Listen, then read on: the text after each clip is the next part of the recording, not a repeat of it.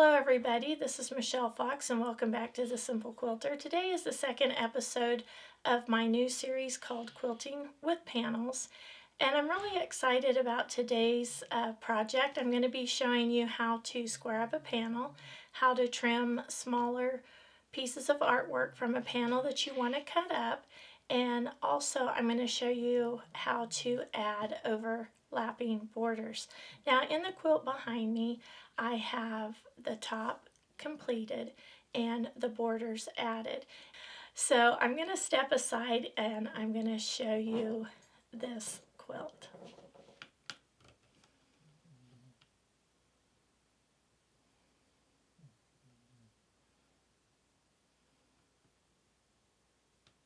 Okay, so this panel is called Tenderberry Stitches and it is put out by Northcott. I've added a small 1.5-inch accent border and then a pieced border on the outside. Okay, so I want to talk just a little bit about panels before we get started with showing you how to square up your panel, but this is an important step.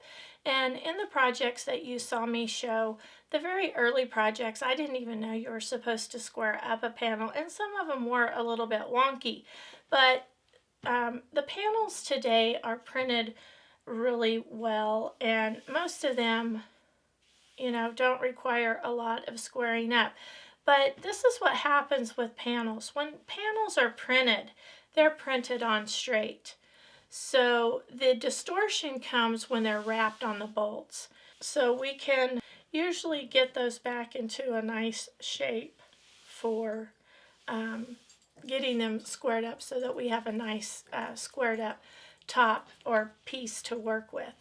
One tip, if you have the space and room, is you can hang your quilt panel once you purchase it. You can lightly press it, not iron it, but press it and then hang it up.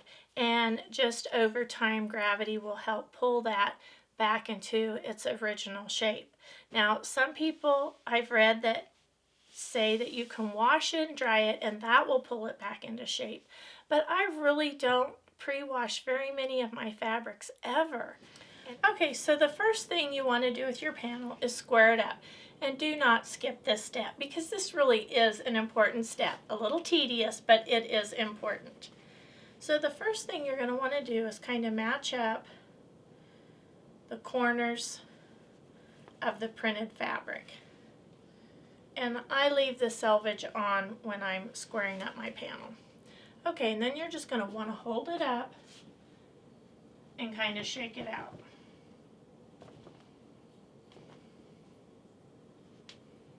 Now, as you can see, this panel is laying really nicely.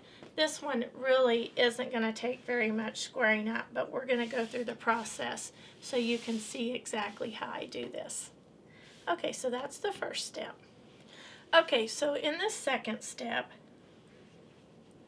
I've got those corners lined up, and I'm just going to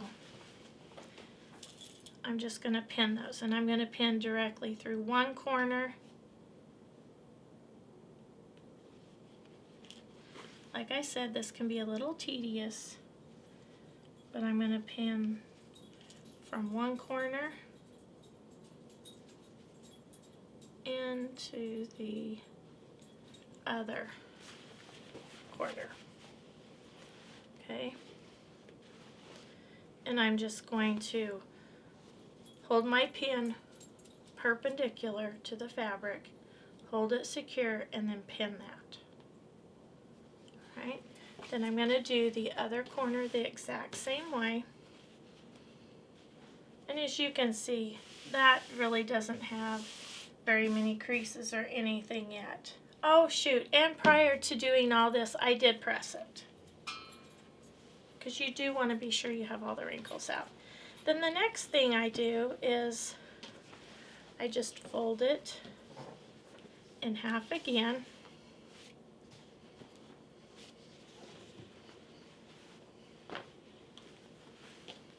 And then I pin all of them together.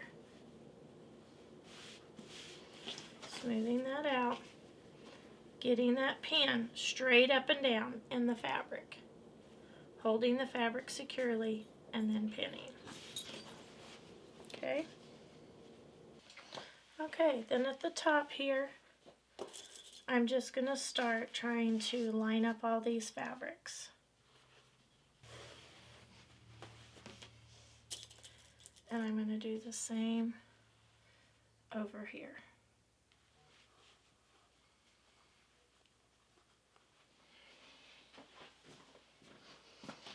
Now, as you can see, I have this side pinned, and I've just really worked at smoothing that fabric out. Now, as I'm pinning this side, it gets a little bit easier. So I just do my pin, and then I just check to make sure that that pin went in at the same place. You got to be sure all the layers in between are laying flat too. There we go. Now the next thing I'm going to do is I'm going to press it, and I'm going to show you how I press it. So when you start to press it, you don't want to iron, we're going to press. Alright, and I do have this on high steam, and we're just going to steam it. And we're going to press that nice and flat. We're going to press the entire thing. Now I'm sure there's lots of other ways to press panels and to square them up. This is just what works for me. Okay. Now we'll just remove the pins. Let's just double check to make sure that this is square. So let's just measure. We're going to measure from here down to here, which is 20 3/4. We're going to measure from here down to here, which is 20 3/4. We're going to measure across here. It's right at 17 1/8.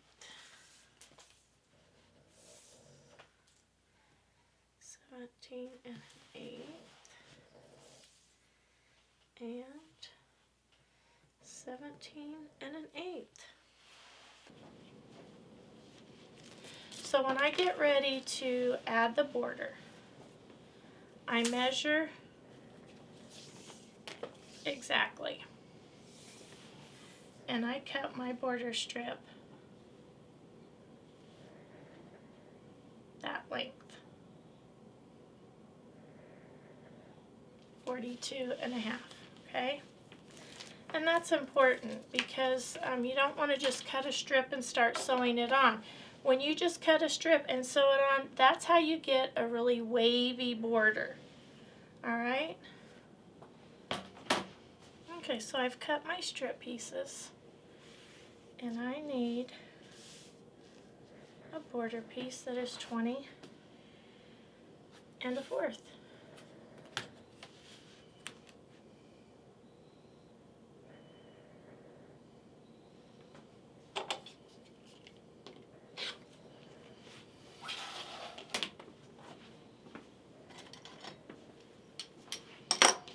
And I want to be sure it has the same crease that my quilt top has. So I'm going to put a little crease in there.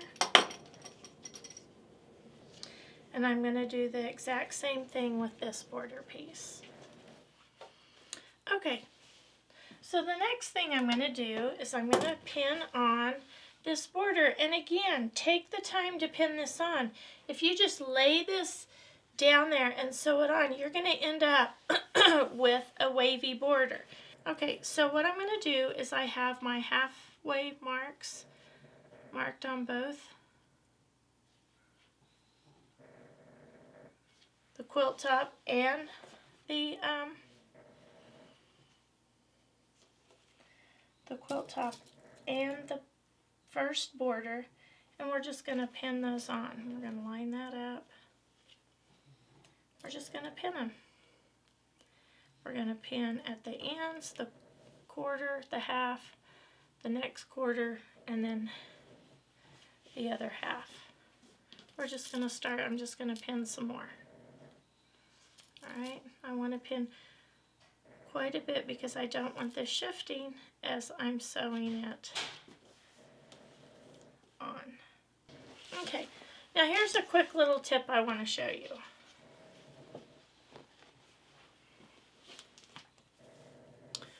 When you're sewing, flip it over to the back side and you can see the edge of the fabric, and that's where you want to sew.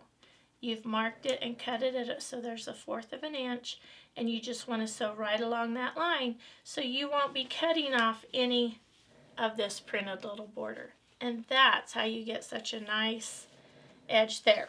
Okay, so I'm going to sew this border on, and I'm going to do the same thing on the other side, because when you do overlapping borders, you do the sides and then the top and the bottom.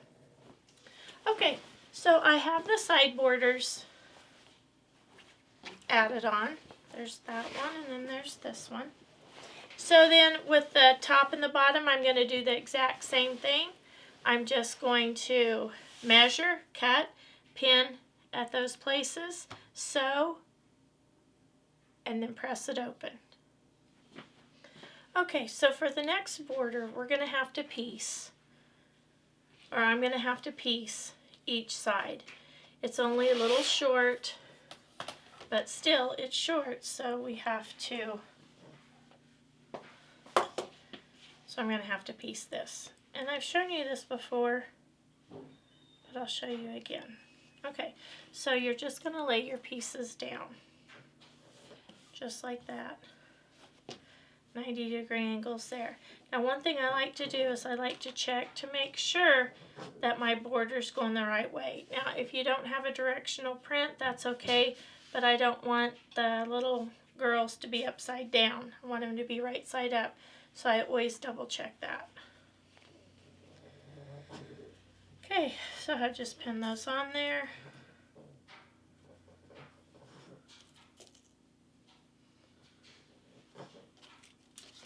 Draw my diagonal seam line.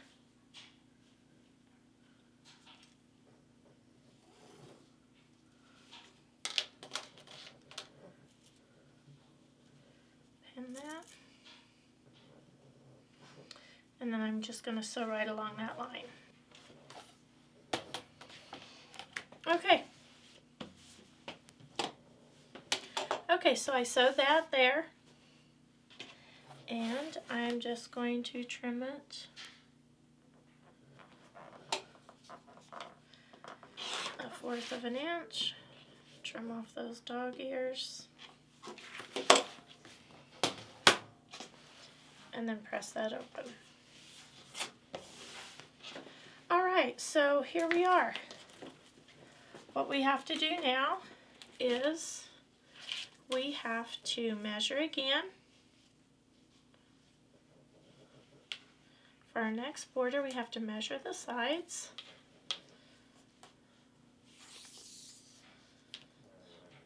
(22 3/4). I'm going to write it down this time. So I'm going to cut my borders now to 22 3/4, and these are just the sides. So remember, we have to do the sides and then the top.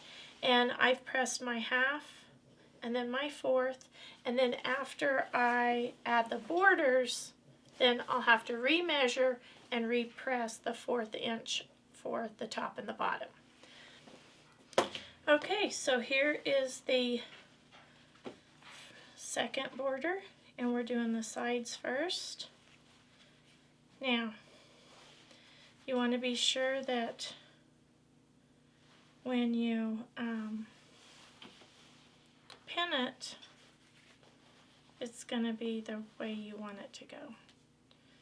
And that right there is the way I want it to go. And then I'm just going to continue to do that. I'm going to add the sides. Then I'm going to remeasure the top. So you're going to want to repress, get the middle and the 1/4, so you can line those up for the top and the bottom. and I'll be back in a little bit to show you the finished quilt top. Okay, so that one's finished, and I thought I would put them both side by side so you could see the difference. So let me step aside. I just think it's really interesting how just the accent border can make the quilts look totally different. Okay, so the next part of the video is I'm just going to show you how I'm going to cut this panel up, because I'm going to cut this up for a quilt that's for an upcoming project I'll be showing you. I'm going to show you how I'm going to cut up this panel. Okay, so in this panel I already have my quilt design laid out for this panel. I know what I want to do with this panel. Well, at first what I did before I had my quilt plan, I just looked at this to see if I really felt like I could square it up enough, and if I wanted to use these little borders here. So what I decided to do is I am going to cut 8.5-inch squares out of these, and I'm just going to use this part right here. So the first thing I'm going to do, and I want to save this piece, so I want to be careful not to cut that. So the first thing I'm going to do, I'm just going to cut this piece off. And I don't need to measure it accurately. I already know what I'm going to do with that. Okay, and since this piece just doesn't have to be real accurate, I'm just going to cut like this. This is really just such a pretty little panel. Okay, and then I'm just going to cut these apart here. And again, these don't have to be perfect. Now here we go. Now the only reason I'm trimming this down again is because the quilt design that I want to use has, I need an even number plus 1/2 inch. And I'm going to do 8. And see, like right here, I could cut some of the top of the trees off, but I think I'd rather cut the legs off down here of this little reindeer, because its legs, its hooves are already cut off. So, and like this comes off just a little bit and looks uneven, but it's all going to be okay because that's going to be hidden in the seam allowance, in my 1/4 inch seam allowance. Okay, so here we go with the first 2 cuts. Up and across and over. Save those for my dog beds. And 8.5.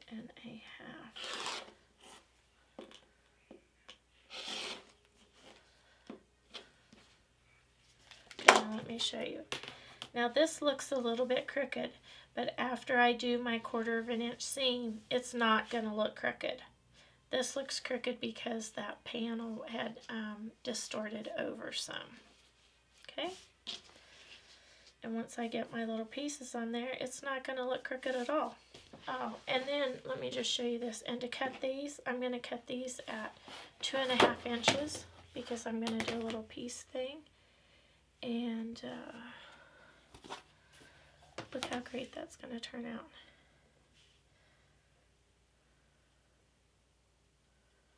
Going to be able to trim those right up. The little borders will be hidden within the seam allowance. And that's going to be part of my quilt. Now here's the next panel. This is going to be a quilt for my granddaughter. Oh, I'm excited about making this. Okay, so I need the 12-inch, and this right here, the inside is right at 12, so I just need to be sure I have a 1/4 inch. And since this is a 12.5 inch ruler, all I have to do is cut around the outside. Before we do that, I'm just gonna trim this out a little bit.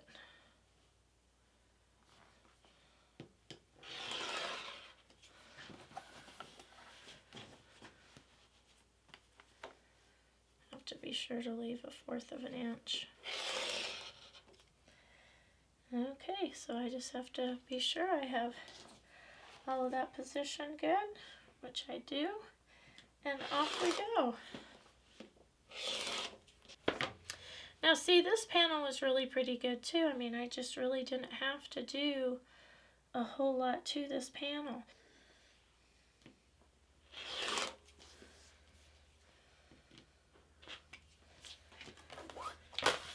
Okay, and that is how that is done. I want to go back to this one just a little bit. You know, if you're just going to add borders and you're just straight borders and you're not going to be doing piece borders or anything, you know, you could fussy cut this and you could stretch and pull a little bit to try to get those back in shape. Press it with a steam iron and see what you can get. But that's where working with panels is a little bit more difficult. And you know, you may have even, if you had had this panel, you may have decided just to use this panel and you could have put something on the top or something on the bottom, or just along the, just do, you know, overlapping borders like I just showed you. I thought I'd give you a little peek of what Milo and Molly like to do while I'm in my quilt room.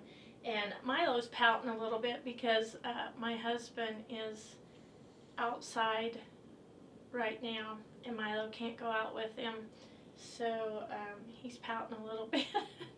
But this is where these two like to sleep and stay while I'm working in here. Oh yeah, you're a good boy. Yes, and a good girl.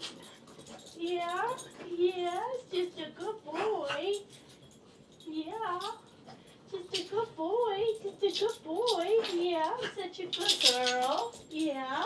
Okay, careful there, Milo. I hope you've enjoyed this video today. If you liked the video, please hit that like button. If you haven't subscribed yet, please be sure to subscribe. And as always, leave a comment in the comments below. I do try to reply to each and every one. I'm excited for the next episode in this series to show you some of the things I have planned. And until next time, have fun quilting.